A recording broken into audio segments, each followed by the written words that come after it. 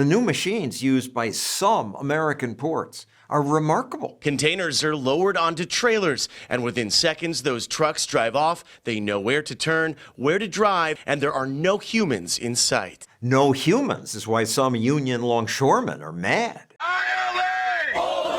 Thousands of union dock workers across the country are striking for the first time in nearly 50 years. Our main focus right now is automation. Automation. We can't have automation. They are demanding a total ban on automated cranes, gates, and container moving trucks.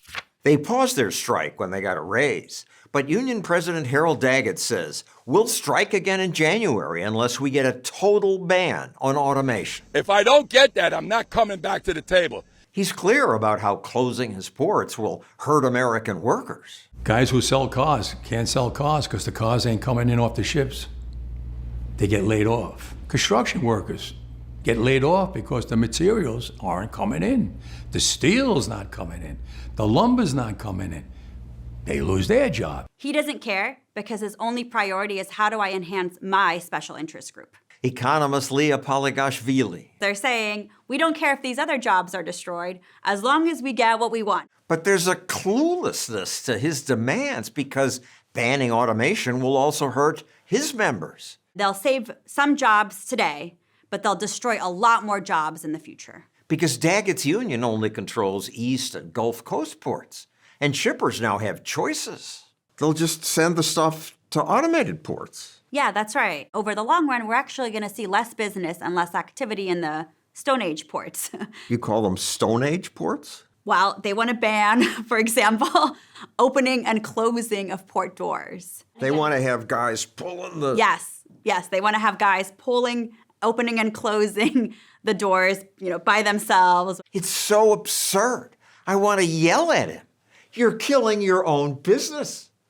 And even though he rightly complains about safety. The jobs on the waterfront are very dangerous. We've had 17 people killed in the last 3 years. But that's an argument for automation. We just had a kid killed in Houston. Why does he go on like that?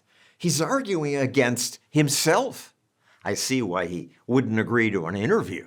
Automation, by having machines do dangerous jobs, will make his ports safer. If you care about the safety of these workers, you should enhance their jobs and make them safer and better. And the only way you can do that is with technological advancements and automation. And there's lots of room for improvement. America has some of the least efficient ports in the world. Not a single American port ranks in the top 50 worldwide. US ports are, generally speaking, much less efficient. There's several explanations to it. Number one is lack of automation.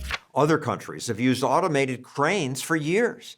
They're 80% faster than human-operated cranes used at some American ports. The best ports in the world are Asian and kind of Middle Eastern ports. They allow for innovation and technological advancements. You look at videos of Chinese ports, they're actually sitting behind a computer screen and directing the port activity through the computer screen. And that you might say, that's a better job. I bet there are fewer of them. Some port jobs will definitely be lost, but that's not a bad thing. You look at it historically, we had hundreds of thousands of blacksmiths and candle makers and watchmakers. Those jobs and many others were destroyed by new technology.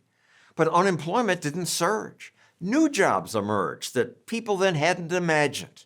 Pilots, programmers, mechanics, electricians, medical technicians. That's capitalism's creative destruction. It constantly creates new jobs, and that makes most everyone richer. Support the coalition of obsolete industries? Under the union's logic, we should have banned things like flush toilets.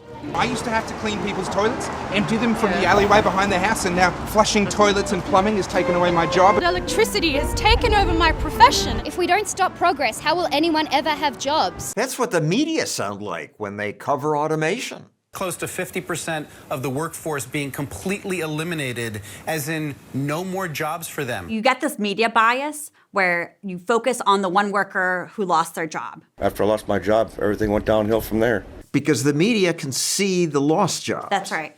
The media are bad at paying attention to all the new jobs that replace them. That reporter doesn't follow up with the worker 2 years later, but research does. And research shows that that worker then gets a new job. And on average, Better job. They do better jobs and higher wages. Higher wages because innovation helps people do more. Look at construction. Introduction of bulldozers, crane trucks, and all these tools have made the construction industry and the construction workers better off.